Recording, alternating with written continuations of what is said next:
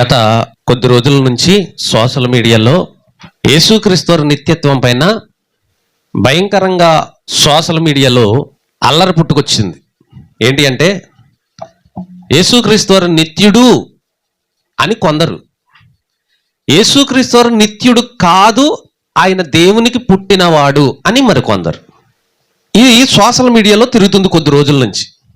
అయితే యేసుక్రీస్తు నిత్యుడు అనే వాళ్ళు ఏమన్నారంటే, అవతల ఆపోజిషన్ వారితో మీకు మాకు ఎందుకు ఈ పంచాయతీ, ఎందుకు ఈ గొడవలు, రెండు గ్రూపుల వారం ఒక చోట కూర్చుని వాక్యాన్ని పరిశీలించి ఏది నిరూపణ అయితే దాన్నే వెంబడిద్దాం, కాబట్టి మీరు వస్తే మనం చర్చిద్దాం అని చెప్పి కొంతమంది సేవకులు యేసుక్రీస్తు వారు నిత్యుడు కాదు అనేవారిని పిలిచారు. ఆ యేసుక్రీస్తు వారు నిత్యుడు కాదు అనేవారిలో బైబిల్ ఓపెన్ యూనివర్సిటీ వారు ఉన్నారు, అలాగే మరికొద్ది మంది ఉన్నారు. ఎక్కువ శాతమేమో యేసు ప్రభువు వారు దేవుడు, ఆయన నిత్యుడు, సమస్తము ఆయనే అని నమ్మేవారు ఎక్కువ శాతం ఉంటే, యేసుక్రీస్తు వారు దేవుడు కాదు అనేవాళ్ళు కొద్దిమంది ఉన్నారు. యేసుక్రీస్తు వారు దేవుడే కానీ ఆయన పుట్టిన దేవుడు, దేవునికి పుట్టిన దేవుడు, కాబట్టి ఆయన నిత్యుడు కాదు అనేవారు కొంతమంది ఉన్నారు. అందులో మన బైబిల్ ఓపెన్ యూనివర్సిటీ వారు ఉన్నారు. అయితే వీళ్ళు చర్చికి రమ్మని పిలుస్తుంటే ఈ బైబిల్ ఓపెన్ యూనివర్సిటీ వాళ్ళు ఏమంటున్నారంటే, అరే మనకి గొడవలు ఎందుకు, మనకి తగులు ఎందుకు, మన మధ్య చర్చలేంటి, మన మధ్య డిబేట్లేంటి, మనమందరూ సహోదరులం కదా, ఎందుకు వచ్చినాయి ఇవన్నీ, ఎవరి పని వాళ్ళు చేసుకోండి అని చెప్పేసి బైబిల్ ఓపెన్ యూనివర్సిటీలో ఉన్న వాళ్ళు పెద్దోళ్ళు అంటున్నారు. అలాంటప్పుడు ఇంకా సైలెంట్గా ఉండి ఎవరి పని వాళ్ళు చేసుకుంటే బాగుంటుంది. అలా కాకుండా ఇలా చెప్పిన వీళ్ళే యేసుక్రీస్తు నిత్యుడంట, దేవుడంట, ఆయన ఇలా చూసి వచ్చారు. మరి ఇదిగో ఇక్కడ ఈ వాక్యం ఏం చెప్తుంది, అదిగో అక్కడే రిఫరెన్స్ ఏం చెప్తుంది, ఉన్నవాడంట, మరి నేను చూపిస్తాను ఉన్నవాడు అని ఒక ఆయన లేచి యేసుక్రీస్తు వారు నిత్యుడు దేవుడు అంటున్న వారికి వ్యతిరేకమైన వీడియోలు చేస్తున్నారు. అంటే వీళ్ళ ఉద్దేశం ఎలా ఉందంటే, వద్దొద్దు మనకెందుకు డిబేట్ అని ఒకలంటే మరొకరు వచ్చి రా చూసుకుందామని మరొకరు అంటున్నారు. అంటే వీళ్ళల్లోనే సరైన క్రమం లేదు. బైబిల్ ఓపెన్ యూనివర్సిటీ వారికే ఒక ఆయన ఏమో మనకెందుకు గొడవలు అంటాడు, మనకెందుకు తగులు అంటాడు, మనకెందుకు డిబేట్లు అంటాడు. ఆ వెనకాల ఇంకొకడు వచ్చి రండి మాట్లాడుకుందాం, మీ సత్తా ఏంటో మా సత్తా ఏంటో తేలిపోద్ది అంటాడు. ఒకడేమో ఉన్నవాడిని నేను చూపిస్తానని చెప్పి ఎవడో ఒక స్త్రీ ఉంచుకున్నవాడిని చూపిస్తాడు. ఇలా తప్పుదోవ పట్టిస్తూ భయంకరంగా సంఘాన్ని వాక్యాన్ని వక్రీకరణతో నడిపిస్తూ ఉన్నారు. ఇలాంటి వీడియోలు ఎందుకు చేస్తున్నారంటే రెచ్చగొట్టడానికి. ఇంకోటి ఏంటంటే, ఇప్పుడు చర్చించుకుందామంటే మనకెందుకు చర్చలు, మనకు ఉండకూడదు, మనం డిబేట్లు చేయకూడదు, మన సహోదరులము అని చెప్పాం కదా. అయితే ఈ లెక్కని బయట ఉన్నవారు ఏమనుకుంటారు, వీళ్ళ దగ్గర మ్యాటర్ లేదు, వీళ్ళ దగ్గర అంత సత్తా లేదు, అందుకే తప్పించుకుంటున్నారు, మనకెందుకులే డిబేట్ అని తప్పించుకుంటున్నారు అని అనుకుంటారని మళ్ళీ వీళ్ళు ఏం చేస్తున్నారంటే ఆవేశపడిపోయి కంగారు పడిపోయి ముందుకు వచ్చేసి, అబ్బెబ్బే యేసుప్రభు నిత్యుడు కాదు, ఇదిగో ఈ వాక్యం ఎలా చెప్తుంది, యేసుప్రభు నిత్యుడు కాదు, అదిగో ఆ మాట అది చెప్తుంది, ఇదిగో ఇక్కడ ఏడవలేదా యేసుప్రభు, అదిగో అక్కడ ప్రార్థన చేయలేదా, ఆయన దేవుడైతే ఎందుకు ప్రార్థన చేస్తాడు, ఆయన దేవుడైతే ఎందుకు ఏడుస్తాడు అంటూ ఇలాగా రెచ్చగొట్టే వీడియోలు చేస్తున్నారు ఈ బైబిల్ ఓపెన్ యూనివర్సిటీ వారు. నేను ఖచ్చితంగా చెప్తున్నాను. అయితే వాళ్ళు ఏమంటున్నారు, యేసుక్రీస్తు వారు నిత్యుడు అని వాళ్ళు ఏమంటున్నారు, ఒరే నాయన ఎందుకురా ఈ వీడియోలన్నీ, వచ్చేసేయండి మాట్లాడుకుందాం, పోనీ మీరు రమ్మంటే మేము వస్తాం, మీరు వస్తే మేము బాగా చూసుకుంటాం, మేము వస్తాం, మీరు చూసుకున్నా చూసుకోకపోయినా పర్వాలేదు, డిబేట్ అయితే చేద్దామని వీళ్ళు ఒక పక్క యేసుక్రీస్తు వారు నిత్యుడు అని వాళ్ళు అంటుంటే, నిత్యుడు కాదు అనే వీళ్ళు మాత్రం వద్దొద్దు అన్నారు. సర్లే అని వెనక్కి వెళ్ళిపోతుంటే యేసుక్రీస్తు నిత్యుడు కాదు, ఇది ఇక్కడ చెప్పట్లేదా అని మళ్ళీ అన్నారు. మరి వెనక్కి వెళ్ళిపోయి మళ్ళీ వీళ్ళకి ఏముంటుంది, మళ్ళీ కోపం వస్తుంది. వద్దు అన్న తర్వాత వద్దు అంతే. మళ్ళీ రెచ్చగొట్టే వీడియోలు ఎందుకు? ఇంకా దరిద్రం ఏంటంటే, ఈ మధ్యకాలంలో బైబిల్ ఓపెన్ యూనివర్సిటీకి సంబంధించిన జాయింట్ డైరెక్టర్ గారు ప్రసన్న బాబు గారు ఇంతవరకు యేసుక్రీస్తు వారు నిత్యుడు కాదు, దేవుడు కాదు, ఆయన స్తుతించకూడదు, ఆరాధించకూడదు అని చెబుతూ యేసుక్రీస్తు వారిని తగ్గిస్తూ ఉన్నారు. ఇంకా ఒక అడుగు ముందుకేసి యేసుక్రీస్తు వారి గురించి ఇంకా అసహ్యకరమైన మాటలు మాట్లాడాడు ఈ ప్రసన్న బాబు గారు. మీకు అర్థమవుతుందా? అంటే వాక్యాన్ని వక్రీకరించడంలో పిచ్చి పట్టింది వీళ్ళకి అని అనుకుంటే, ఆ పిచ్చి కాస్త ఏమైంది? ముదిరింది. అంటే ఈ టైటిల్, మనం పెట్టిన టైటిల్ ఏదైతే ఉందో అది చాలా మందికి అభ్యంతరకరంగా ఉండొచ్చు. ఒక పెద్ద ఆయన్ని పట్టుకుని, ఓపెన్ యూనివర్సిటీ పెద్ద ఆయన జాయింట్ డైరెక్టర్ గారిని పట్టుకుని పిచ్చి ముదిరిందంటావా అని అనుకుంటొచ్చు. ఇప్పుడు నేను చూపించబోయే వీడియో చూసిన తర్వాత, ఆ మాటలు విన్న తర్వాత పిచ్చి కాదు, అసలు ఒక మాటలో చెప్పుకోవాలంటే పూర్తిగా చంద్రముఖిగా మారిన ప్రసన్న బాబు అని అంటారు. అంత డేంజర్గా ఈయన యేసు ప్రభువు మీద కామెంట్ చేశారు. అయితే ఇంకొక మాట చెప్పాలి, ఏంటి అనంటే, పెద్దోళ్ళంటే గౌరవం లేదా, గౌరవం ఇచ్చి మాట్లాడుకోకూడదా అంటారు కొంతమంది. ఇవ్వాలి, గౌరవం ఇవ్వాలి, కరెక్టే, ఓకే. మరి అందరికంటే పెద్దవాడు, అందరి మీద, అన్నిటి మీద, సమస్తము, ఈ సర్వం మీద ఉన్న సరైన పెద్దవాడు, అసలైన పెద్దవాడు, దేవాతి దేవుడు ఎవరైనా, ఎవరో యేసుక్రీస్తు ప్రభుల వారు. మరి ఆయనకే గౌరవం ఇవ్వకుండా మీ ఇష్టానుసారంగా వీళ్ళు మాట్లాడుతుంటే ఇంక వీళ్ళకి మనం ఇచ్చే గౌరవం ఏంటి చెప్పండి? ఓకే, మీరు పెద్దవారు, మీకు గౌరవం ఇస్తాం, ఓకే. మనం ఎవరిని బట్టి విశ్వాసులు అయ్యాము? క్రీస్తును బట్టి. క్రీస్తును బట్టి విశ్వాసులు అయ్యాము. క్రీస్తును బట్టి ఈరోజు పరలోకం వస్తుందని నిరీక్షిస్తున్నాం. మనం ఎవరిని బట్టి? అసలు ఈరోజు ఆదివారపు ఆరాధనలు జరుగుతున్నాయంటే సంఘాల్లో ఎవరిని బట్టి? వన్ అండ్ ఓన్లీ యేసుక్రీస్తు ప్రభువారిని బట్టి. ఆ యేసుక్రీస్తు వారి ప్రభువారు తప్పుకుంటే ఈరోజు సంఘాలు లేవు, భూమి మీద సువార్త అనేది లేదు. యేసుక్రీస్తు వారిని తీసేస్తే అసలు దైవత్వం అనేదే లేదు, మనుషులకు రక్షణ అనేదే లేదు. అంత గొప్ప దేవుడైన, ఆ మహోన్నతుడైన, ఆ మహాదేవుడైన యేసుక్రీస్తు ప్రభుల వారికి గౌరవం ఇవ్వకుండా, మర్యాద ఇవ్వకుండా, అనరాని మాటలంటూ మీరు కొన్ని వచనాలు ఏవో చూపించుకుని మీకు నచ్చిన విధంగా వాటిని బోధించుకుంటూ దేవాతి దేవుణ్ణి తక్కువ చేసి గౌరవం లేకుండా మాట్లాడితే మీకేంటి ఇచ్చేది గౌరవం? అంతేనా? మీకేంటి గౌరవం ఇవ్వాలి? ఎందుకు ఇవ్వాలి గౌరవం? ఎందుకోసం ఇవ్వాలి? ఏం ఉద్ధరించారని మీకు గౌరవం ఇవ్వాలి? ఒక మాట ఉంటుంది బైబిల్లో, సువార్త ప్రకటించి వారి పాదములు ఎంతో సుందరములు అని ఉంటుంది. రోమీయులకు రాసిన పత్రికలో ఉంటుంది, అలాగే పాత నిబంధనలో కూడా ఉంటుంది. అయితే మీ పైన నాయకులుగా ఉన్న వారిని వెంబడించండి, వారి ప్రవర్తన బట్టి వారిని అనుసరించండి అని హెబ్రీ పత్రికలో ఉంటుంది. వీళ్ళని ఏం చూసి ఇలాంటి వారిని వెంబడించాలి? ఇలాంటి వారికి ఎందుకు గౌరవం ఇవ్వాలి? ఇంతకీ ఈయన పిచ్చి ముదిరింది అనడానికి ఈయన చేసిన వాక్యాలు ఏంటో ఒకసారి ఒక వీడియో చూసి దాని మీద మనం స్పందిద్దాం. అతను తీసుకున్న వాక్య భాగానికి అసలైన వివరణ ఏంటో కూడా మనం చూద్దాం ఈరోజు. రాజు అడుగుతున్నారు, వయసు 30, అమలాపురం నుంచి. అన్నయ్య వందనాలు. అన్నయ్య, మొన్న మీరు నిత్యత్వం గురించి మాట్లాడుతూ యేసు ప్రభు వారికి నిత్యత్వం దేవుడు పెట్టిన భిక్ష అన్నారు. యేసు ప్రభు వారు అంత తక్కువైన వారా? ఏమండి, మళ్ళీ ఇదో కొత్త ప్రశ్న అన్నారు. అవును, యేసుక్రీస్తు వారుకి తండ్రి భిక్ష పెట్టారు. యేసుక్రీస్తు వారుకి తండ్రి భిక్ష పెట్టారు. అయితే ఇప్పుడు మీకు సరైన మాట చూపించాలి, తప్పదు. మరి హెబ్రీ పత్రిక చూడండి. మరి మీరు హెబ్రీ పత్రిక 5వ అధ్యాయం. ఇప్పుడు ఇలా మాట్లాడితే యేసు ప్రభువును బిచ్చగాడా అని అంటే ఇప్పుడు నిజంగా బిచ్చగాడో కాదు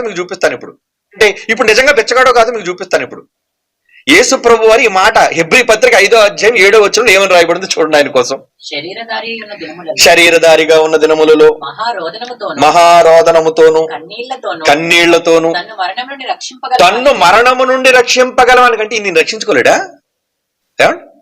యేసు ప్రభు తండ్రితో సర్వశక్తిమంతుడు, ఆయనతో సమానుడు అని మనం అనుకుంటాం కదా. ఓకే, సమానుడిగా దేవుడు ఉంచాడు తండ్రి, సమానుడిగా దేవుడు ఉంచాడు తండ్రి. ఉంచినప్పుడు ఇక్కడ ఏమంటున్నాడు? తన్ను మరణము నుండి రక్షింపగలవానికి ఏం చేశారట? ప్రార్థనలు. యాచన అంటే ఏంటి చెప్పండి? యాచన అనే పదం ఏంటి చెప్పండి? యాచన అంటే యాచించడం అంటే బెగ్గింగ్. యాచన అంటే యాచించడం అంటే బెగ్గింగ్. మీకు అర్థమైందా లేదా? యాచన, యాజకులు కాదు, యాచకులు. యాచన అంటే నాకు ధర్మం చేయండి అయ్యా, నాకు కొంచెం సహాయం చేయండి అయ్యా, నాకు ఇవ్వండి అయ్యా. ఒక వ్యక్తి మరొక వ్యక్తిని అడగడం. నానా నాకు బూట్లు కావాలి నాన్న, యాచిస్తున్నాడు కొడుకు. నానా నాకు బైక్ కావాలి నాన్న, యాచిస్తున్నాడు కొడుకు. నానా నాకు డ్రెస్ కావాలి నాన్న, అడుగుతుంది అమ్మాయి తల్లిని. అమ్మా నాకు డ్రెస్ కావాలమ్మా, యాచిస్తుంది. సరేనా, బట్టలు కావాలా? ఓకే కొనుక్కో, ఇస్తాను డబ్బులు. ఎంత కావాలి? బైక్ కావాలా నాన్న నీకు? ఓకే కొంటానులే, ఇస్తానులే. నువ్వు అడిగావుగా, నువ్వు అడుగుతున్నావు కదా నన్ను. తల్లిదండ్రులైన వాళ్ళని ఎంతో మంది పిల్లలు అడుగుతారు. దానికి తల్లిదండ్రులు ఇచ్చేదేంటి? దానం. మరి పిల్లలు అడిగిన దాన్ని ఏమంటారు? యాచన. ఇప్పుడు యేసుప్రభుకు కొడుగ్గా ఎవరిని యాచిస్తున్నాడు? యాచన. అంటే చేతులు చాపి అర్థించటం, దేహి అనటం. ఎప్పుడు మాట్లాడినా ప్రూఫ్ లేకుండా మాట్లాడదు. బిఓయుఐ.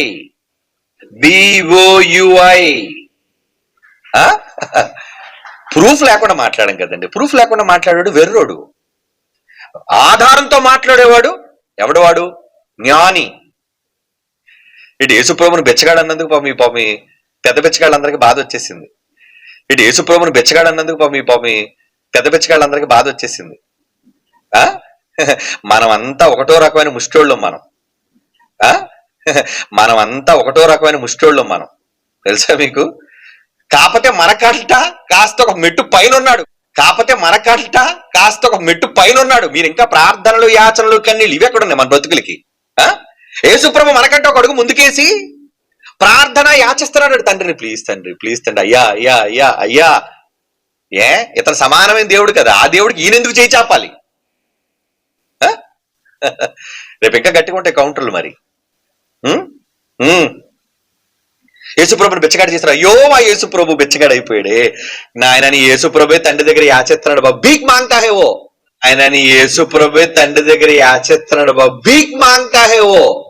భీక్ మాంగ్తా హే ఓ. ఎవరి దగ్గర? భీక్ మాంగడం అంటే ఏంటండి? హిందీలో అంటారు దాన్ని. అంటే ముష్టి అడుక్కోవడం అని.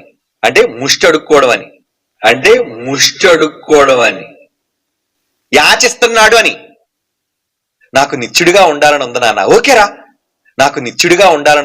ఓకేరా, నిత్యుడిగా ఉండి నాయన, నేనే నీకు అధికారం ఇస్తున్నాను. దానం దేవుడు వేసిన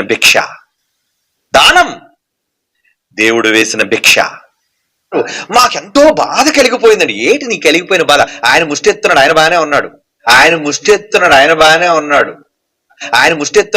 ఉన్నాడు. తండ్రి దగ్గర చేతులు చాపి యాచిస్తున్న యేసుకు లేని బాధ నీకేంట్రా వచ్చేసింది బాధ? రేపు ఇంకా చూపిస్తాను మాటలు. ఇంకా జస్ట్ ఇప్పుడు ఎగ్జాంపుల్ చూపించానంతే. భిక్షమని అడిగారు కాబట్టి, ఆ ప్రశ్న వచ్చింది కాబట్టి మీకు ఏదో కొంచెం ఎగ్జాంపుల్ గా నేను ఇవన్నీ చెప్పానండి. రేపు చాలా ఫుల్ డీటెయిల్డ్ గా చెప్తాను. చాలా మందికి బాకులు, కత్తులు, సోలాలు ఇది దిగిపోయిన నన్ను ఏం చేయమంటారు? ఉన్నది చెప్తాను కదా నేను. అరే మీకేం తెలుసురా బైబిల్? Come learn. మరలా చెప్తున్నాను, మీరింకా బైబిల్ నేర్చుకోవాలి. Your still kids in language and in Bible. భాషలో మీకు ఇంకా చిన్నతనం ఉంది. ఇంకా బైబిల్ విద్యలో కూడా మీరు ఇంకా పాలు తాగాల్సిన పసిపిల్లల్లా ఉన్నారు. మా దగ్గర విద్య నేర్చుకున్న వాళ్ళు చాలా మంది బలవంతులుగా ఉన్నారండి. యేసుప్రభు వారు ఆయన ఒక కొడుకు, మొదటి కొడుకు. పరిశుద్ధాత్మ ఆయన ఇంకొక కొడుకు. మేము కూడా కుమారులమే. యేసుప్రభు వారు ఆయన ఒక కొడుకు, మొదటి కొడుకు. పరిశుద్ధాత్మ దేవుడు, ఆయన ఇంకొక కొడుకు. మేము కూడా కుమారులమే. కానీ మేమంతా ఆయన నుంచి వచ్చిన వాళ్ళం, ఒకరి నుంచి వచ్చిన వాళ్ళం. హీ సుప్రీం, ఆయనే మూలం, ఆయనే సర్వశక్తి, మూర్తిభవించిన మూర్తిమంతమైన ఆయన. ఎవ్వరికి చేచాచడు, ఎవ్వరిని అడుక్కోడు, తనకంటే ఎవరు గొప్పవాడు లేడు. ఏనా? ఇప్పుడు భిక్ష అడిగినందుకు పెద్ద భిక్ష పడింది, నీకు శిక్ష పడింది అనుకుంటున్నాను నేను. భిక్ష అన్నోళ్ళకి శిక్ష పడిపోయినట్టుంది. ఎస్, బిఓయు క్రైస్ట్ చర్చ్, సత్యానికి స్తంభం, జ్ఞానానికి కేంద్రం, నిలయం. అతిశేస్తున్నామండి మేము. చూశారు కదా ఈ మాటలు ఎంత దారుణంగా ఉన్నాయో. ఒకసారి ఏం మాట్లాడుతున్నాడు? యేసుక్రీస్తు వారు ఎవరంట? బిచ్చగాడంట. భిక్షాటన చేస్తే తండ్రి ఆయన పరలోకం ఇచ్చాడంట. ఇంకోటి ఏమన్నాడంట? తండ్రి నాకు కూడా నిత్యత్వం కావాలి ప్రభువా అన్నాడంట. అంటే నిత్యత్వం అంటే ఇప్పుడు మనం చనిపోయిన తర్వాత, మనం పరలోకం వెళ్ళిన తర్వాత అక్కడి నుంచి మనకు మరణం లేదు, ఉందా? ఇంకెవరితో ఉంటాం మనం? దేవునితోనే ఉంటాం, దేవునితో కలిసే ఉంటాం. అంటే ఇంకా అక్కడి నుంచి మనకి మరణం లేకుండా ఇంకా తర్వాత నుంచి ఇంకా నిత్యము ఒకేలా ఉంటాం. అంటే మనకు కూడా ఏముంది? ఈ తనువును సాలించుకుని ఈ భూమి మీద ఈ ప్రయాణం సాగించుకుని దేవుని దగ్గర వెళ్ళిపోతే అక్కడ నుంచి మన ప్రయాణం ఏంటి? అక్కడి నుంచి మనం ఎలా ఉంటాం? నిత్యత్వంలో. అంటే నిత్యము బ్రతికే ఉంటాం. ఎంతకాలం ఉంటాం అని అంటే ఇంకా దానికి పరిణితి లేదు. దేవుడితో ఉంటాం. దేవుడు ఎంతకాలం ఉంటాం? అంతకాలం. అంటే దేవుడికి ఎంతకాలం ఉంటాడు? ఇంతకాలం అని ఏముంటుందా? ఉండదు. ఎంతైనా ఆయన ఉంటూనే, అసలు అలా ఎప్పుడు నిరంతరం ఆయన ఉంటూనే ఉంటాడు. అంటే మనకు కూడా ఉంది. అంటే మనకంటే ముందుగా ఎవరు పొందుకున్నారు ఇప్పుడు ఆ నిత్యత్వాన్ని? యేసుక్రీస్తు వారు పొందుకున్నారు. అంటే యేసుక్రీస్తు వారు మనము ఈక్వల్ అనమాట. మీకు అర్థమవుతుందా? యేసుక్రీస్తు వారు మనం ఎవరు ఇప్పుడు? ఈక్వల్లే. అందుకని భిక్షగాడైపోయాడు అనమాట. ఆయనకేమో ఇక్కడ ఒక మాట మనం గమనించాలి. యేసుక్రీస్తు వారేమో భిక్ష అడుక్కుంటే పరలోకం ఇచ్చాడు, మనకేమో ఉచితంగా ఇచ్చేశాడు. మనకు రక్షణ ఎలా వచ్చింది? ఉచితంగానే కదా. నిత్య జీవం ఎలా వచ్చింది మనకి? ఒకసారి యోహాను గారు రాసిన మొదటి పత్రిక 2వ అధ్యాయము 25వ వచనం మనం చూస్తే, నిత్య జీవము అనుగ్రహింతుననున్నదియే ఆయన తానే మనకు చేసిన వాగ్దానం. మీకు అర్థమవుతుందా? నిత్య జీవము మనకు అనుగ్రహిస్తానని దేవుడు ఏం చేశాడంట? ఆయనే వాగ్దానం చేశాడంట, మనం అడగకుండానే. దేవుడు ఏమంటున్నాడంటే నిత్య జీవము నేను మీకు అనుగ్రహిస్తాను అని తానే వాగ్దానం చేశాడంట. అంటే ఆయనే, మనం అడక్కపోయినా ఆయనే చేశాడు. అంటే మనం అడక్కపోయినా ఆయనే నేను ఇస్తానురా మీకు అని చెప్పి మనకు చెబుతూ, యేసుక్రీస్తు వారిని మాత్రం ఏమన్నాడు? యేసుక్రీస్తు వారు ఏం చేశారు? ఆయన ఇల్లు అడుక్కున్నాడు, నాకు నిత్య జీవం ఇయ్యి, నిత్యత్వంలోకి వెళ్తాను, నాకు పరలోకం ఇయ్యి అని ఈయన భిక్షాటం చేశాడు. మనుషులమైన మనము ఎవరు మీకు ఇస్తాను రా అన్నాడు. అంటే యేసు ప్రభువుని పక్కకి గెంటేసి, నువ్వు అడిగితేనే ఇస్తాను నేను, వాళ్ళని అడగకుండా, వాళ్ళకి అడగకుండా నేను ఇస్తాను అన్నాడు దేవుడు. అంటే ఇప్పుడు ఈయన మాటలు బట్టి చూస్తుంటే యేసుక్రీస్తు వారిని ఎంత తగ్గించేశాడు?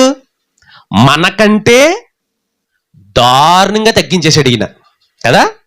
ఇంకో మాట చూద్దాం. కొడుకులు అడుగుతారు, మన భూమి మీద పిల్లలు అడుగుతారు, నాన్న నాకు అది కావాలి, నాన్న నాకు ఇది కావాలి అని అడుగుతారు, యాచిస్తారు, అడుక్కుంటారు.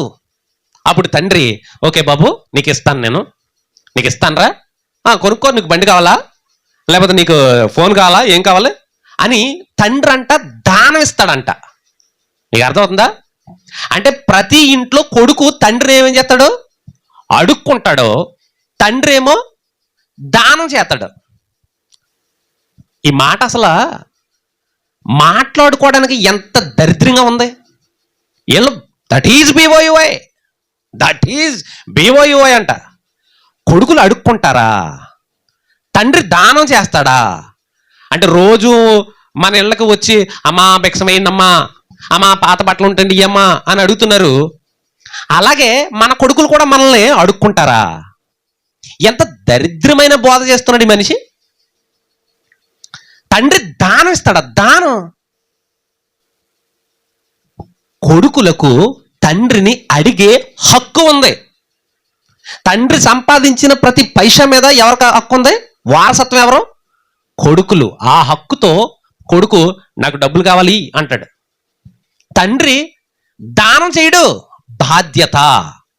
అప్పుడు తండ్రి ఏం చేస్తాడంటే, ఒరే నాయనా, ఒరే ఆగరా, ఒరే 2 రోజులు ఆగరా, ఒరే 3 రోజులు ఆగరా అంటాడు. అవసరమైతే సర్దుబాటు లేకపోతే తండ్రే కొడుకుని రిక్వెస్ట్ చేసుకుంటాడు.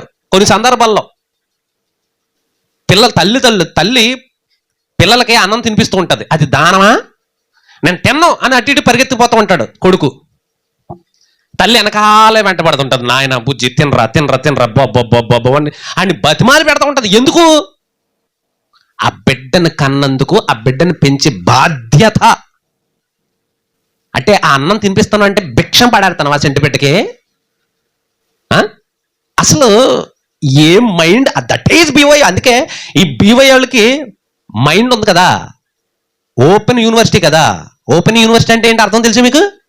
ఈ మైండ్ ఓపెన్ అయిపోయింది. ఇలాగా ఓపెన్ అయిపోయిన తర్వాత నడుస్తూ ఉంటే మరి ఈ మెదడు ఏమవుతుంది? ఓపెన్లో ఉంటే ఏమవుతుంది? కిందడిపోయింది. వీళ్ళకు బుర్ర పనిచేయదు. వీళ్ళకి వాక్యాన్ని వక్రీకరించి ఇష్టానుసారంగా మాట్లాడతారు. ఇతను ఏ రిఫరెన్స్లు అయితే తీసుకున్నాడో, ఏ వాక్యాన్ని, ఏ ఎబ్రీ పత్రిక 5వ అధ్యాయం చూపించి యేసు ప్రభువుని ఇంత నీచంగా మాట్లాడాడో, అదే ఎబ్రీ పత్రిక అదే అధ్యాయంలో ఉన్న మాటలు నేను వివరిస్తాను తర్వాత. అప్పుడు వీళ్ళకి ఎలా ఉంటుందో చూస్తారు. కొడుకులంట అడుక్కునేవాళ్ళంట తండ్రి దానం చేస్తాడంట. నెక్స్ట్ ఇంకేమన్నాడు? బిఓయుఐ ప్రూఫ్ లేకుండా మాట్లాడదంట. అదే యేసుక్రీస్తు వారు ముష్టోడు, యేసుక్రీస్తు వారు అడుక్కున్నవాడు. యాచన అంటాడు. యాచన అంటే అడగడం, అడుక్కోవడం కాదు. యాచన అంటే ఏంటి? అడగడం. మరి మనవడు అంటున్నది ఏంటి? అడుక్కోవడం. ధర్మం చేయండి బాబు అని కూడా అన్నాడు కదా. ధర్మం చేయండి బాబు, బాబు నాయనా ముష్టెత్తుకున్నాడు మీ యేసు అంటున్నాడు అక్కడ. ఆయేసా నీ యేసు కాదా? బెచ్చగాడు అన్నందుకు పెద్ద బెచ్చోళ్ళు అందరూ బాధ కలిగిపోయింది. అరే రేపు మీ యేసు ఏమన్నాడు? ఇంకా రేపు చెప్తాను రా అన్నాడు. ఇంకేం చెప్తాడు? మతోన్మాదుల కంటే ఇంకా భయంకరంగా మాట్లాడుతున్నాడు కదా. ఇప్పుడు ఇతని మాటలు మతోన్మాదులకి ఇంకా ఊతనిస్తాయి, ఇంకా వాళ్ళకి బలాన్ని ఇస్తాయి. వాళ్ళ బైబిల్తో సంబంధం ఉండదు. ఇంకా మీ యేసు ప్రభు ముష్టోడు, మీ యేసు ప్రభు అడుక్కునేవాడు, బెచ్చగాడు అంటారు మతోన్మాదులు. మనం ఏమంటాం? ఎక్కడుందో చూపించరా అన్నాం అనుకో, ఒరే మేము చూపించవలసిన అవసరం లేదు, మీరు వెళ్ళిపోయి మీ ప్రసన్న బాబు దగ్గరికి వెళ్ళిపోండి, అతనే అన్నాడు, అక్కడ చేసుకోండి డిబేట్, మేము చూపించడం ఏంటో అంటారు వీళ్ళు. మాకంత శ్రమ లేదు, మాకు శ్రమ లేకుండా చేశాడు మీ ప్రసన్న బాబు. అతను పరిశీలించాను అంటున్నాడు కదా, అతను చెప్పాడు కదా, మీ ఊడే కదా. మనోళ్ళే, మన క్రైస్తవులే మన దేవుని నామాన్ని అవమానపరుస్తున్నారు. దేవుడు ఏమన్నాడు? మిమ్మును బట్టియే నా నామము అన్ని జనుల మధ్య దూషింపబడుతుంది. అన్యజనులు దేవుని ఏమీ అనరు. నిజంగా చెప్తున్నాను కదా, ఈ రోజుకి కూడా యేసు ప్రభుని కానీ బైబిల్ని కానీ అన్యజనులు ఏమీ అనరు అసలు. ఎందుకంటే వాళ్ళకి తెలీదు. వాళ్ళు అనడానికి కారణం మనమే. మనం చేస్తున్న క్రియలు, మనం అంటున్న మాటలు, మన పద్ధతులు, మన పనికి మాలిన చేష్టలు చూసి మీరు ఇలా ఉన్నారంటే మీ మూలమైన దేవుడు కూడా మీకులాంటివాడు అనమాట. అప్పుడు దాన్ని బట్టి బైబిల్లోకి వెళ్ళి చూసి కొన్ని తప్పులు పెట్టుకుని, ఇదిగో మీ దేవుడు ఇలాంటోడు, అదిగో మీ దేవుడు అలాంటోడు. ఎవరిని బట్టి? ఇలాంటి వాళ్ళని బట్టే, ప్రసన్న బాబు లాంటి వాళ్ళని బట్టే, ఇలాంటి పనికి మళ్ళీ బోధలు చేసేవారిని బట్టే. That is BOI. A proof చూపించాడు? హెబ్రీయులకు రాసిన పత్రిక 5వ అధ్యాయము 7వ వచనం చూపించాడు. ఇప్పుడు వద్దు, తర్వాత చూద్దాం. తర్వాత ఇంకేమన్నాడు? మనమంతా ముష్టోలమంట, మన మీద కొంచెం బెటర్ అండి అతను. ఆయన ఎవరు? యేసుక్రీస్తు వారు. మనమంతా ముష్టోలం. దేవుణ్ణి మనమేమి అడగలేదు. మనం అడగడానికి నేర్పింది ఎవరు? తండ్రి అయిన దేవుణ్ణి బయలుపరిచింది ఎవరు చెప్పండి? క్రైస్తవ్యానికి కాదు, సమస్త లోకానికి తండ్రి అయిన దేవుణ్ణి బయలుపరిచింది ఎవరు? ఒక మాట చూసుకుందాం. యోహాను సువార్త 1వ అధ్యాయము 18వ వచనం, ఎవడను ఎప్పుడైనను దేవుణ్ణి చూడలేదు, తండ్రి రొమ్ముననున్న అద్వితీయ కుమారుడే ఆయనను బయలుపరచును. అద్వితీయ కుమారుడే అన్న కాడ ఫుట్ నోట్లో ఏమనుంది? ఫుట్ నోట్లో జనతైక కుమారుడే, అనేక ప్రాచీన ప్రతులలో అద్వితీయ దేవుడే. యేసుప్రభు ఎవరంట? అద్వితీయ దేవుడే. కొంతమందికి తెలియక ఇష్టానుసారంగా మాట్లాడుతూ ఉంటారు. పాత నిబంధనలో యెహోవాగా ఉన్న ఆయన యేసు ప్రభువరే. నేను తర్వాత మెల్లమెల్లగా చెబుతాను. నేను అద్వితీయ దేవుడే అంటే మనం దేవుణ్ణి అడగడానికి మన ముందు ఎవరు? మనం ముష్టోళ్ళం కదా. ముష్టోళ్ళం మనం. అంటే పరలోకం కావాలంటే ఎవరిని అడుక్కోవాలి? మనం దేవుణ్ణి అడుక్కోవాలి. కానీ దేవుడు మనకు తెలియదు కదా, మరి ఎవరిని అడుగుతాం? మనకు తెలియపరిచింది దేవుడు పరలోకమందున్నాడు అని తెలియపరిచింది ఎవరు? యేసు ప్రభు వారు భూమి మీదకి వచ్చిన తర్వాత. మళ్ళీ ఆయన ఏమన్నాడు? ప్రార్థన కూడా చెయ్యండి అన్నాడు. అంటే మనకు దేవుణ్ణి చూపించి దేవుణ్ణి ఎలాగడగాలో, పరలోకమందున్న మా తండ్రి మీ నామము, మీ రాజ్యం వచ్చుగాక, మీ నామం పరిశుద్ధపరచబడును గాక. అంటే ప్రార్థన నేర్పడంటే ఈయన భాషలో, ఎవరి భాషలో? ప్రసన్న గారి యొక్క ఆలోచనలో మనం మాట్లాడుకుంటే ముష్టెత్తుకోవడం మనకు నేర్పింది ఎవరి లెక్కనే? అర్థమవుతుంది మీకు? మనకు ముష్టెత్తుకోవడం, మనం అడుక్కోవడం నేర్పింది యేసుప్రభువారు అనమాట. ఈయనేమంటాడు? మనం ముష్టోళ్ళు, మనకంటూ ఆయన కొంచెం బెటర్.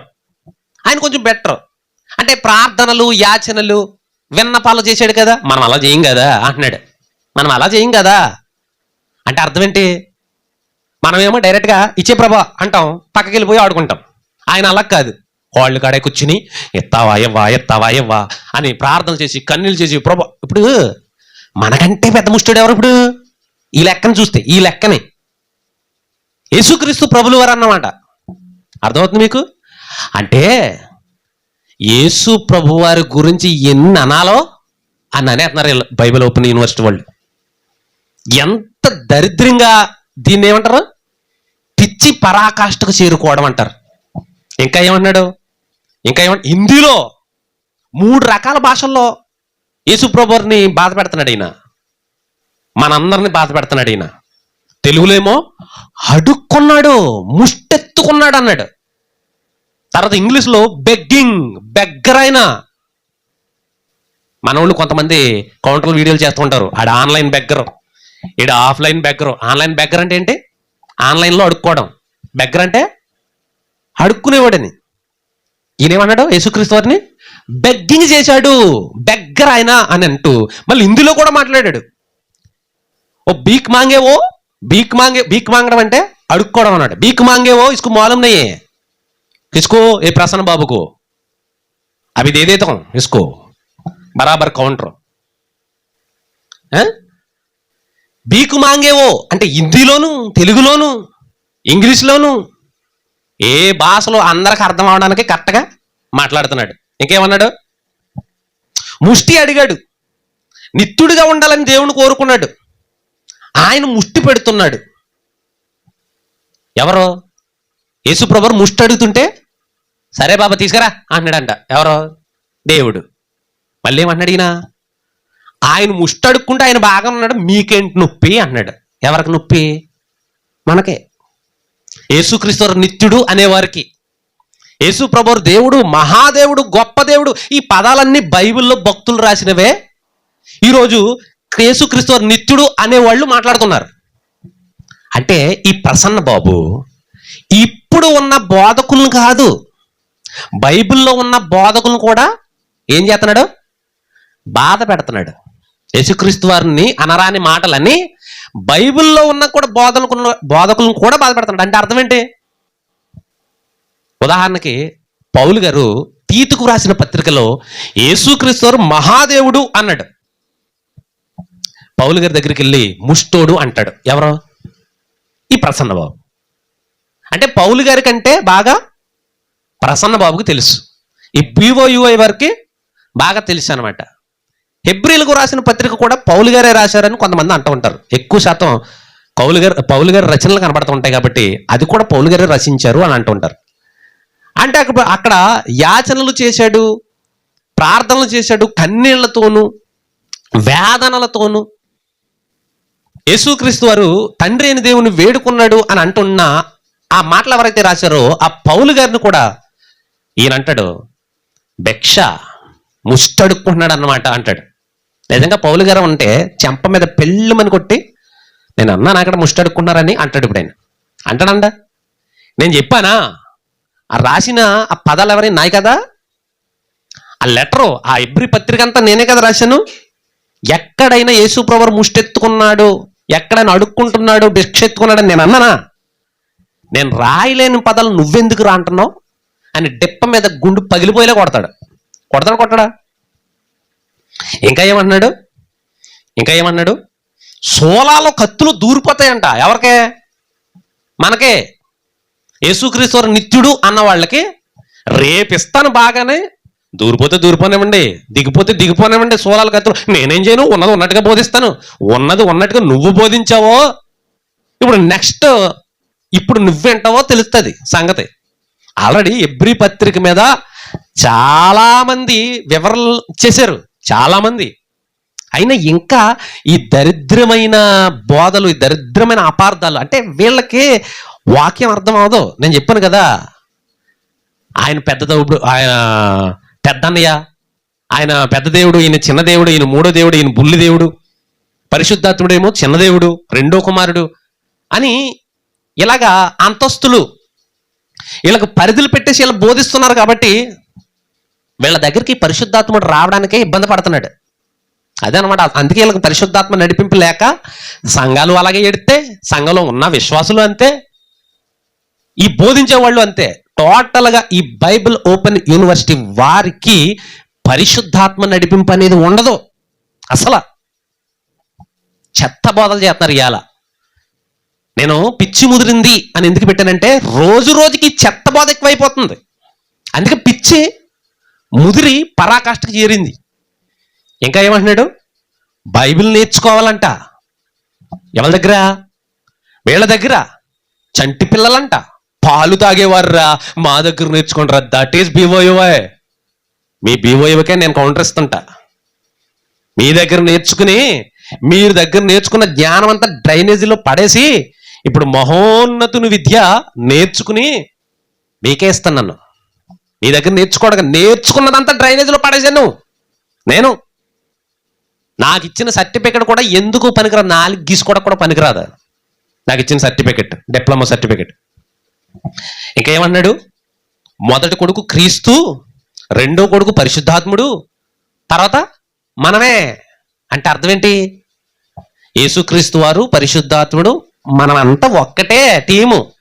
ఆయనే సుప్రీం, ఆయనే కింగ్, ఆయనే లెజెండ్. ఎవరైనా తండ్రి అయిన దేవుడు, ఆయన ఎప్పుడు కింగే. నేను దానికి ఒప్పుకుంటాను. అక్కడ నేనేం తక్కువ చేయను. అలాగని ఇక్కడ తక్కువ చేసే చూడు, దీని గురించి వదిలిపెట్టను. తండ్రి అయిన దేవుడు సమీపించరాని తేజస్సులో ఆయన ఉన్నాడు. ఇక్కడికి వచ్చింది ఎవరు? అంటే భూమి మీదకి వచ్చి నీ కాళ్ళ దగ్గరకు వచ్చి నిన్ను పరిశుద్ధపరిచి నీకు రక్షణ ఇచ్చి నిన్ను పరలోకం తీసుకెళ్ళడానికి దగ్గరికి వచ్చి నీ చెయ్యి పట్టుకుని నడిపిస్తే వీళ్ళు తక్కువ అయిపోయారు. అంతే. ఎలా ఉంటది? దగ్గరికి వచ్చి మనం ఏదైనా చెయ్యి సాయం చేస్తే వాళ్ళు ఎలా కనబడతారు? హీనంగానే కనబడతారు. యేసుక్రీస్తు వారు వచ్చి 33.5 సంవత్సరాలు ఉండి ఆయన పరలోకను వెళ్ళి సింహాసనం మీద ఉండి పరిపాలన చేస్తున్నాడు. ఇప్పుడు పరిశుద్ధాత్ముడు 2000 సంవత్సరాల కిందట వచ్చి ఇక భూమి మీద ఉండి సంఘాన్ని డెవలప్ చేస్తున్నాడు. ఈయన మీకు అర్థమవుతుందా? మొట్టమొదటిగా పెంతెకోస్తు పండుగ దినమున ఆ యెరూషలేములో వచ్చిన పరిశుద్ధాత్ముడు ఒకేసారి 12 మంది చేత భాషలు మాట్లాడిపించి 12 మంది చేత వాక్యము వచ్చిన వాళ్ళందరికీ వాళ్ళ భాషల్లో వచ్చిన వాళ్ళందరికీ క్రీస్తును గురించిన మర్మం ఏదైతే ఉందో, క్రీస్తుని గురించిన సువార్త ఏదైతే ఉందో వాళ్ళకి వివరించి అప్పటికప్పుడు వాళ్ళందరికీ 3000 మందికి ఒకే రోజు బాప్తిస్మం సంఘంగా స్థాపించబడ్డారు. అవునా? అక్కడి నుంచి ఇప్పుడు నిజంగా చెప్పుకోవాలంటే అపోస్తుల కార్యాలు ఉన్నాయి కదా, ఈ అపోస్తుల కార్యాలు కాదు, పరిశుద్ధాత్మ కార్యాలు అని పెట్టాలి. ఎందుకు? అపోస్తులు గొప్ప గొప్ప కార్యాలు చేశారంటే వాళ్ళు నడిపించింది ఎవరు? చెప్పండి. పరిశుద్ధాత్ముడు. అపోస్తులు సంఘాలు కట్టాలంటే సూచక్రియలు చేయాలి, అద్భుతాలు చేయాలి, మహత్కార్యాలు చేయాలి. అప్పుడు వాటిని చూసి నమ్మి ప్రజలు వస్తారు. అప్పుడు వీళ్ళు ధైర్యంగా వాక్యం చెప్తారు. అప్పుడు కదా వాళ్ళ బాప్తిజం తీసుకునేది. అవునా? అంటే ఇదంతా జరిగిస్తున్నది ఎవరు? కనిపించకుండా అంతరంగాలలో ఉండే పరిశుద్ధాత్ముడు. మనకు ముందు తెర మీద కనబడే వాళ్ళందరూ ఎవరు? అపోస్తలు. తెర వెనక ఉండి నడిపించేది ఎవరు? పరిశుద్ధాత్ముడు. ఇప్పుడు ఈరోజు భారతదేశానికి ప్రతి ఖండానికి దేవుని సువార్త వెళ్ళిందంటే ఈ సువార్త ఇంతలా వ్యాపించడానికి కారణభూతుడు ఎవరు చెప్పండి? ఎవరు? పరిశుద్ధాత్ముడు. మీకు అర్థమవుతుందా? అంటే పరిశుద్ధాత్ముడు భూమి మీద ఉండి సంఘంలో వర్క్ చేస్తూ సంఘము ద్వారా మరలా కొత్త వారిని రప్పించి వాళ్ళని మరలా నూతన సృష్టిగా చేసి సంఘంలో చేర్చుకుని వాళ్లకు నిత్య జీవాన్ని కలిగింపజేసే ఈ గొప్ప వర్క్, ఈ బాధ్యత ఎవరు తీసుకున్నారు? పరిశుద్ధాత్ముడు. మీకు అర్థమవుతుందా? ఇలా మన దగ్గరికి వచ్చి భూమి మీదకి వచ్చి మనతో కలిసి మనకు రక్షణ ఇచ్చి మన పరిశుద్ధతను నడిపించే ఈ యేసు ప్రభు వారికైనా పరిశుద్ధాత్మకైనా ఇలా ఎలాంటి అవార్డులు ఇచ్చారు? వీళ్ళు ముష్టోళ్ళు. పెద్ద కుమారుడే ముష్టోడు అంటే మరి చిన్న కుమారుడు ఏమవుతాడు చెప్పండి? ఇంక ఈయన ఉద్దేశం అదే. ఈయన ఉద్దేశం అదే. పెద్ద చిన్న అన్నామంటే పెద్దోడే ముష్టెత్తుకున్నాడంటే ఇంక చిన్నోడేంటి? అప్పుడు దేవుడు ఏమంటాడు? ఆ పెద్దోడే నన్ను అడుక్కున్నాడు, నా దగ్గరకు వచ్చి అడుక్కున్నాడు, ఇచ్చాను, నీకు మాత్రం ఉచితంగా ఇచ్చేస్తాను ఏంటి అంటాడు. మీకు అర్థమవుతుందా? ఎవరో ప్రసన్న బాబు గారి పనికి మాలిన బోధ ఇది, చెత్త బోధ. ఇప్పుడు ఈ మాటలు ఎవరు ఊరుకోరు, అలాంటి దరిద్రమైన బోధ. ఇంతకీ ఈయన తీసుకున్న అప్రూఫ్ ఏంటి ఒకసారి చూద్దాం. ఎబ్రీలుకు రాసిన పత్రిక 5వ అధ్యాయము. యేసుక్రీస్తు వారు ముష్టెత్తుకున్నాడు, బెచ్చగాడు, బీకు మాంగేవో, బెగ్గర్. ఏంటిప్పుడు? ముష్టెత్తుకున్నాడు. ముష్టెత్తుకునేవాడు బాగానే ఉన్నాడు, మీకేం నొప్పి అన్నాడు. ముష్టెక్కడెత్తుకున్నాడు రా నాయనా అని అంటే ప్రూఫ్, దట్ ఈస్ బీఓయుఐ ప్రూఫ్ లేకుండా మాట్లాడదు అన్నాడు. ఎక్కడుందో ప్రూఫ్ ఆయన ముష్టెత్తుకున్నాడు అని అంటే? ఎబ్రీలుకు రాసిన పత్రిక 5వ అధ్యాయము 7వ వచనాన్ని చూస్తే, శరీరధారి అయి ఉన్న దినములలో మహారోదనముతోను కన్నీళ్లతోను తన్ను మరణము నుండి రక్షింపగలవానికి ప్రార్థనలను యాచనలను సమర్పించి భయభక్తులు కలిగి ఉన్నందున ఆయన అంగీకరింపబడెను. ఇక్కడ చూశాడు, తన్ను మరణము నుండి రక్షింపగలవానికి ప్రార్థనలు యాచన అక్కడే చూపించాడు. ఏమన్నాడు? తను రక్షించుకోలేడా? రక్షించుకోలేడు అన్నాడు. రక్షించుకోలేడు. రక్షించుకునేవాడైతే తన్ను మరణం నుండి తప్పించిన వానికి ఎందుకు యాచన అడుక్కుంటాడు? విషయం ఏంటంటే ఈ బైబిల్ ఓపెన్ యూనివర్సిటీ వాళ్ళు ఎంత గుడ్డోళ్ళు అంటే అంత గుడ్డోళ్ళు. పనికి మాలిన వీళ్ళ విషయంలో చాలా మండిపోతుంది, కోపం మండిపోతుంది బాగా.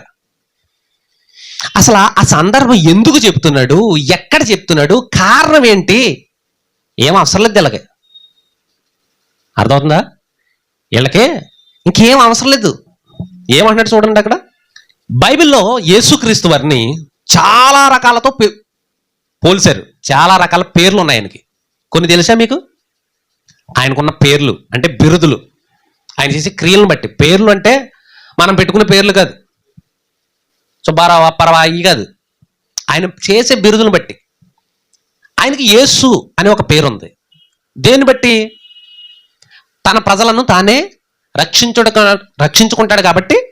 రక్షించేవాడెవరు? రక్షకుడు రక్షించుకుంటాడు. రక్షకుడు ఈయన. ఆ రక్షకుడు అనే పదం గ్రీకులో ఏమంటారు దాన్ని? యేసు. ఆయన క్రీస్తు అన్నారు. క్రీస్తు అంటే అభిషక్తుడు, అంటే మెస్సియా, రాజు అని అర్థం. అర్థమవుతుంది మీకు? నెక్స్ట్ మనుష్య కుమారుడు అన్నారు ఆయన్ని. తర్వాత దేవుని దూత అన్నారు ఆయన్ని.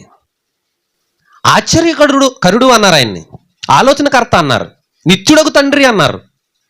బైబిల్లో ఆయనకున్న పేర్లు ఇంచుమించు ఒక 200-300 పేర్లు ఉంటాయి. 2-3 పేర్లు కాదు, 200-300 పేర్లు ఆయన గుణాన్ని సూచించే పేర్లు. నిబంధన దూత అన్నారు ఆయన్ని. అందులో ఒకటి ప్రధాన యాజకుడు. ఎవరో ప్రధాన యాజకుడు. ఇప్పుడు మనం ప్రధాన యాజకుడు అనే టైటిల్ పైన మనం మాట్లాడుకోబోతున్నాం. మీకు అర్థమవుతుందా? యేసుక్రీస్తు వారు ఎవరు? ప్రధాన యాజకుడు. ఇప్పుడు హెబ్రీ గ్రంథకర్త ఈ అధ్యాయంలో కాదు, 4వ అధ్యాయంలోనే యేసుక్రీస్తు వారిని ప్రధాన యాజకుడిగా చూపించాడు. ఒకసారి 4వ అధ్యాయంలో చూద్దాం. 4వ అధ్యాయము 14వ వచనం.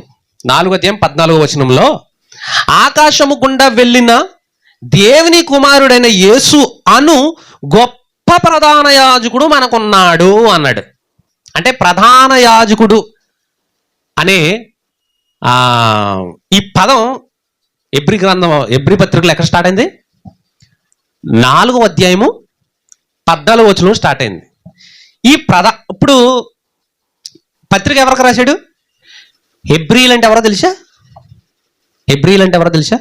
అబ్రహాము హెబ్రీయుడు. ఇస్సాకు. చెప్పండి. హెబ్రీయుడు అంటే హెబ్రీ భాష మాట్లాడేవారు అని అర్థం. మనం ఎవరు?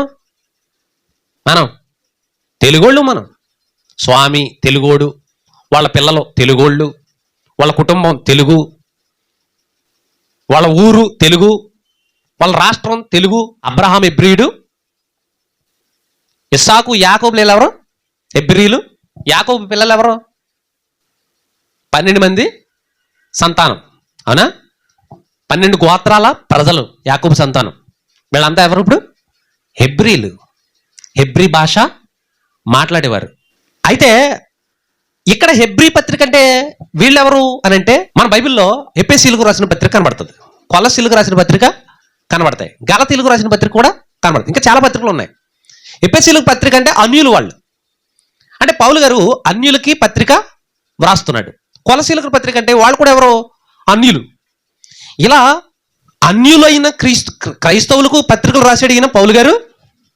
ఇశ్రాయేలీయులకు కూడా పత్రిక వ్రాసాడు. ఆ ఇశ్రాయేలుకు వ్రాసిన పత్రికే హెబ్రీలకు వ్రాసిన పత్రిక. హెబ్రీలైనా ఇశ్రాయేలీలైనా ఒకటే. అయితే ఇశ్రాయేలీలకు యేసుక్రీస్తు రాకముందు నుంచి మోసే గారి దగ్గర నుంచి వాళ్ళకి ఏమున్నాయి? ప్రత్యక్ష గుడారం ఉంది. ఉందా లేదా? ఉంది. వాళ్ళకి యాజకులు ఉన్నారా లేదా? ఉన్నారు. వాళ్ళకి బలులు ఉన్నాయా లేవా? ఉన్నాయి. వాళ్ళకు హోమాలు అన్ని ఆచారాలన్నీ దేవుడిచ్చాడు లేదా? ఇదంతా వీళ్ళకి తెలుసు. ఎవరికి తెలుసు? ఈ పత్రిక ఎవరికి రాశారు? హెబ్రీలకి. వీళ్ళకి తెలుసు. హెబ్రీలు అంటే ప్రారంభం నుంచి కూడా ఏం జరుగుతుందో వాళ్ళకి తెలుసు. అయితే మధ్యలో యేసుక్రీస్తు ప్రభుల వారు వచ్చి రక్షణ ఇచ్చిన తర్వాత ఆ పాత నిబంధన అంతా కొట్టివేయబడింది. ఆ బలులు ఇవన్నీ కొట్టివేయబడ్డాయి. ఈ కొంతమంది ఇశ్రాయేలీలు, ఈ హెబ్రీలు అనేవాళ్ళు క్రైస్తవంలోకి వచ్చేసారు.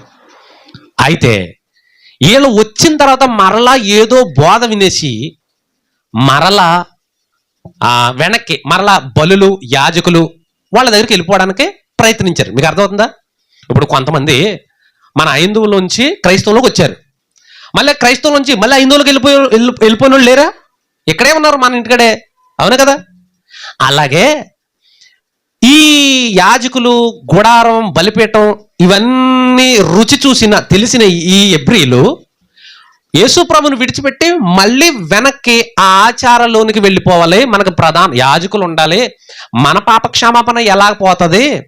మన పాపక్షమాపణ ఎలా పోతుంది అంటే ఒక యాజకుడు బలర్పిస్తేనే కానీ మన పాపక్షమాపణ జరగదు అని బోధిస్తే క్రైస్తవులుగా మారిన ఇశ్రాయేలీలు అందరూ మళ్ళీ ఎక్కడికి వెళ్ళిపోయారు? మళ్ళీ వెళ్ళిపోయారు. ఎందుకు వెళ్ళిపోయారు అంటే ఇక్కడేముంది? వాక్యం అంటున్నారు, దీనివల్ల ఏం పాపక్షమాపణ కలుగుతుంది? అక్కడైతే యాజకుడు ఉంటాడు, బలిస్తాడు, ఆ బలి వలన మనకి క్షమాపణ వస్తుంది, మనకి యాజకులు లేరు ఇందులో అని అంటే అప్పుడు పౌలు గారు ఏమన్నారు? ఎవరు చెప్పారు మనకి యాజకులు లేడని? ఎవరు చెప్పారు మన పాపాల నిమిత్తం బలి జరగలేదని? మనకి మామూలు యాజకుడు కాదు, గొప్ప ప్రధాన యాజకుడు ఉన్నాడు, తెలుసా మీకు అన్నాడు. ఎవరితో మాట్లాడుతున్నాడు? ఇప్పుడు మనకు కూడా ఇదివరకు పూజారుల దగ్గరికి వెళ్ళి పూజలు చేయించుకునేవారు. ఇప్పుడు క్రైస్తవులకు వచ్చిన తర్వాత పూజారులు లేరు, మనకి పూజలు లేవు, ఏమీ లేవు అని అంటే ఎవరు చెప్పారు పూజారులు లేరని? మనకు మెయిన్ నెంబర్ 1 పూజారు ఎవరంటే యేసుక్రీస్తు ప్రభులు వారు. నెక్స్ట్ ఇప్పుడున్న సేవకులందరూ ఎవరు? ఆ భాషలో పూజారులు, ఈ భాషలో సేవకులందరూ ఎవరు? పూజారులే, యాజకులే. అంటే పూజ దేనికి పూజ? దేవునికిని మానవునికిని మధ్యలో ఒక మధ్యవర్తి అవసరం. ఈ మధ్యవర్తి మానవులు తెచ్చే ఈ పూజా సామగ్రి అంతా తీసుకుని దేవుని దగ్గర పెట్టి, దేవా ఇదిగో పలానా వాళ్ళు వచ్చి ఇవన్నీ నీకు సమర్పించారు కాబట్టి ఇవన్నీ స్వీకరించి వాళ్ళ పాపాలు విడిచిపెట్టేయి, పాపాలు క్షమించేయి, వాళ్ళు క్షమించేయి అని చెప్పడానికి అలా మధ్యవర్తి ఒకరు అవసరం. నేరుగా మనం పువ్వులు పళ్ళు పట్టుకుని వెళ్ళిపోయి దేవుడి దగ్గరికి వెళ్ళిపోయి నా పాపాలు తీసేయంటే దేవుడు నువ్వెవడో నాకు తెలియదు అంటాడు. అందుకే మధ్యలో ఎవరు అవసరం? పూజారి. మన భారతదేశంలో అందుకే పూజారులు అంటారు. పూజారి అంటే అర్థం ఏంటంటే పూజ చేసేవాడు అని అర్థం. పూజ అంటే అర్థం ఏంటి తెలుసా? దేవుణ్ణి బతిమాలడం అని అర్థం. పూజ అంటే ఏంటి? అది కొన్ని సందర్భాల్లో కొడుకు తండ్రిని అడుగుతాడు, డాడీ నాకు అది కొని ఇది కొను అన్నప్పుడు కొన్ని సందర్భంలో ఏంటి పూజ చేస్తున్నాడు ఏంటి అన్నట్టు ఉంటుంది. బతిమాలుతున్నాడు ఏంటి? నీ దగ్గరే ఉండే నిన్ను నీకు దూపం వేస్తున్నాడు ఏంటి అంటారు. దూపం అంటే ఏంటి? ఏంటికి దూపం వేస్తున్నాడు ఏంటంటే వీడికి ఏదో అవసరం. అంటే పూజ చేయడం ఏంటంటే దేవుణ్ణి అడగడం, బతిమాలుకోవడం, దాన్నే పూజ. దానికి పువ్వులు పళ్ళు కాయలు ఏవో అగరపళ్ళు అరటిపళ్ళు అన్ని పట్టుకెళ్ళి దేవుని దగ్గర పెట్టి, దేవా ఇదిగో మా కోరికలు తీర్చవా, మా అవసరాలు తీర్చవా, మమ్మల్ని పాపం నుంచి తీసేవా. ఆనాడు యాజకులు, ప్రధాన యాజకులు దేవునికిని చెప్పండి మనుషులకిని మధ్యవర్తిగా ఉండేవారు. అర్థమైంది మీకు? ఇప్పుడు ఈ ఎబ్రీలు వెనక్కి వెళ్ళిపోతున్న వారికి అంటున్నాడు, మనకి ప్రధాన యాజకుడు లేడని ఎవరు చెప్పారు నీకు? ఆకాశము గుండా పరలోకానికి ఆరోహణమయ్యాడే యేసుక్రీస్తు ప్రభుల వారు, ఆయన మనకు గొప్ప ప్రధాన యాజకుడు అన్నాడు. ఆయన ఎలా ప్రధాన యాజకుడు? ఆయన ఎప్పుడు బలిచ్చాడు? ఆయన ఎప్పుడు యాజక వస్త్రాలు ఎప్పుడు ధరించాడు? భూమి మీద ఉన్నప్పుడు. ఆయన ఎప్పుడు బలి అర్పించాడు? ఆయన ఎప్పుడు గొర్రెల మేకలను వధించాడు? ఇదంతా యాజకులు కదా చేశారు. ఏ మందిరంలో సేవ చేశాడు ఆయన? మనకు తెలుసు. మందిరంలో సేవ చేసిన యాజకులు, ప్రధాన యాజకులు, లేవీలు. తెలుసా లేదా? లేవీ కాండం అంతా ఏంటిది? యాజక ధర్మం. యాజకులు ఎలాంటి పనులు చేయాలి ఏంటి అనేది మొత్తం అంతా లేవీ కాండం, సంఖ్యాకాండంలో కూడా ఉంది. దాని గురించి పౌలు గారు ఏమంటున్నాడంటే, మనకు లేడని ఎవరు చెప్పారు? మనకు కూడా ప్రధాన యాజకుడు ఉన్నాడు అని చెప్పి ప్రారంభిస్తూ 4వ అధ్యాయం 14వ వచనంలో ప్రారంభించిన ఈయన అసలు ఆ ప్రధాన యాజకుడు ఎలా ప్రధాన యాజకుడు, ఏ బలిచ్చాడు? ఆయనేమో యూదుడు. ఎవరో? యేసుప్రభు వారు. యాజకులు ఎవరో? లేవీలు. ఇప్పుడు ఇది కూడా ప్రశ్న వస్తుంది వీళ్ళకి, ఎబ్రీలకి. నువ్వు యేసుప్రభు వారిని ప్రధాన యాజకుడు అంటున్నావు, అదేంటి? ఆయన యూదుడు కదా, మనకు యాజకులు లేవీలు కదా. ఇప్పుడు యేసుక్రీస్తు వారు లేవీ గోత్రంలో పుడితే నువ్వు యాజకుడు అంటే మేము నమ్ముతాం. అంటే ఈయన వేసే ప్రశ్నలకు వాళ్ళ నుంచి వచ్చే ఇవి పలానా ప్రశ్నలు వస్తాయి అని ప్రతి ప్రశ్నకు వాళ్ళ అడగపోయినా ఈయనే ఆ ప్రశ్న సృష్టించుకుని ప్రతిదానికి సమాధానం చెప్పుకుంటూ 4వ అధ్యాయంలో స్టార్ట్ చేసిన ప్రధాన యాజకుడు అనే కాన్సెప్ట్ 4వ అధ్యాయంలో స్టార్ట్ చేసి 8వ అధ్యాయం వరకు కొనసాగిస్తూనే వచ్చాడు. అంటే ఆయన ప్రధాన యాజకుడు అని నిరూపించడానికి ఎంత మ్యాటర్ చెప్పుకుంటూ వచ్చాడు. అయితే ఈ 5వ అధ్యాయం 7వ వచనంలో ఉన్న ఈ శరీరధారి అయి యాచన, ఈయన అన్నాడు కదా బెగ్గింగ్ అదిదని, ఇది ఏంటి? ప్రధాన యాజకుడుగా ఉన్నప్పుడు ఇవన్నీ చేయటం ఏంటి? అసలు ఏంటి? దీనికి సరైన విషయం ఏంటి మాకు చెప్పండి, మాకు అర్థమయ్యేటట్టు చెప్పండి అని అంటే, ఇప్పుడు టైం అయిపోయింది కాబట్టి నెక్స్ట్ దీన్ని వచ్చే వారం మనం చెప్పుకుందాం. ఇది ప్రధాన యాజకుడుగా ఎన్నుకొనడానికి మీకు అర్థమవుతుందా? ప్రధాన యాజకుడు చేసే ఒక బాధ్యత యేసు ప్రభువు తీసుకున్నారు అక్కడ. ఆ బాధ్యతలో ఒక భాగమే యాచించటం. చెప్పండి, ప్రధాన యాజకుడు చేయవలసిన బాధ్యతలలో ఒక బాధ్యతే యాచించటం, ప్రార్థన చేయటం. చెప్పండి, వేడుకొనడం, కన్నీళ్లు విడవడం. ఇక అర్థవుతుందా? దీని అంతటికి క్లారిటీగా రేపు వచ్చే వారం మనం మాట్లాడుకుందాం. అక్కడ ఏమన్నాడు మళ్ళీ ఒకసారి చూద్దాం. శరీరధారి అయి ఉన్న దినములలో మహారోదనముతోను కన్నీళ్లతోను యాచనలను సమర్పించి భయభక్తులు కలిగి ఉన్నందున ఆయన అంగీకరింపబడెను. ఏమనుంది అక్కడ? అంగీకరింపబడెను అని ఉంది. అంగీకరింపబడెను అంటే మనోళ్ళు ఏమనుకున్నారంటే పరలోకానికి అంగీకరింపబడెను అనుకుని పిచ్చి మైండ్ ఓపెన్ అయిపోయింది కదా. ఓపెన్ అయిపోయిన మైండ్తో కింద పడిపోయిన మైండ్తో ఎలాగో ఆలోచిస్తారు. అంగీకరింపబడెను అని అంటే ప్రధాన యాజకుడుగా అంగీకరింపబడ్డాడు. అదేంటి, ప్రధాన యాజకుడిగా అంగీకరింపబడాలా అని అంటే అవును, నేను ప్రధాన యాజకుడిగా నేనుంటానని ఎవడిష్టానుసారంగా అలాగ వచ్చి ఎవడొచ్చేసినా ప్రధాన యాజకుడిగా దేవునికి నరులకు మధ్యవర్తిగా ఎవడం పడితే వాడిని దేవుడు అంగీకరించడు. క్వాలిటీస్ కావాలి. మీకు అర్థమవుతుందా? దేవుడు ఎవరినైతే అంగీకరిస్తాడో ప్రధాన యాజకుడిగా, పరలోకానికి కాదు, ప్రధాన యాజకుడిగా దేవుడు ఎవరినైతే అంగీకరిస్తాడో, ఎవరినైతే ఎన్నుకుంటాడో అతనే ప్రధాన యాజకుడు అవుతాడు. అర్థమవుతుందా? ఇప్పుడు యేసుక్రీస్తు వారు శరీరధారి అయి ఉన్న దినములలో కన్నీళ్లతోనూ వేదనతోనూ యాచనలతోనూ తన్ను మరణం నుండి తప్పించే వానికి ప్రార్థన చేశాడు. అప్పుడు అందువలన అంగీకరింపబడెను అని అంటే ఆయన యాజకుడుగా ఉండడానికి ఉండవలసిన క్వాలిటీస్ అన్నీ దేవునికి చూపించాడు. దేవునికి అర్థమైంది. అంటే ఇంతవరకు ప్రధాన యాజకుడుగా ఉండవలసిన అర్హతలు అప్పటి వరకు చేసిన యాజకులు ఎవ్వరూ చెప్పండి కనుబరచలేకపోయారు. ఒక మాట చూద్దాం. ఏప్రిల్కు రాసిన పత్రిక 5వ అధ్యాయంలో ఉండగానే పక్కనే 7వ అధ్యాయం 11వ వచనం చూసి మనం ముగించేసుకుందాం. దీని గురించి క్లారిటీగా వచ్చే వారం మనం మాట్లాడుకుందాం. 11వ వచనం, ఆ లేవీయులు యాజకులై ఉండగా ప్రజలకు ధర్మశాస్త్రం ఇయ్యబడెను గనుక ఆ యాజకుల వలన సంపూర్ణ సిద్ధి కలిగితే అహరోను క్రమములో చేరిన వాడని చెప్పబడక మెల్కీసెదెకు క్రమము చొప్పున వేరొక యాజకుడు రావాల్సిన అవసరం ఏంటి అన్నాడు. నీకు అర్థమవుతుందా? మన కొన్ని సందర్భాల్లో ఆ పెద్ద మేస్త్రి బాగా చేస్తాడని ఆ మేస్త్రికి పని అప్పగిస్తే అస్సలు బాగా చేయలేదు, అందుకే ఈ మేస్త్రికి అప్పగించాం అంటూ ఉంటారు. ఇక్కడ గ్రంథకర్త ఏమంటున్నాడంటే యేసుక్రీస్తు వారు వచ్చేంత వరకు యాజకులు, ప్రధాన యాజకులు మందిరంలో ఏం చేశారు? సేవ చేశారు. వీళ్ళ వలన ప్రజలకు, ఎవరికే? దేవునికి కాదు, ప్రజలకు సంపూర్ణ సిద్ధి కలిగితే, అంటే వీళ్ళ వలన, ఈ యాజకుల వలన ప్రజలకు సంపూర్ణంగా పాపాలు పోయి పరిశుద్ధత ఏర్పడి వాళ్ళకు సంపూర్ణ సిద్ధి, అంటే పరలోకానికి వెళ్ళగలిగే అంత కెపాసిటీ వాళ్ళకి కలిగితే, ఎవరి వలన? ఈ యాజకుల వలన. వాళ్ళకి అంత కెపాసిటీ వాళ్ళకి కలిగితే ఇక మరొక యాజకుడు రావాల్సిన అవసరం ఏముంది? అంతేనా? అదే అర్థం. వాళ్ళ వలన పని జరగలేదు కాబట్టి యూదులలో నుంచి ఒక ఆయన్ని యాజకుడిగా ఎన్నుకున్నాడు. ఎవరో?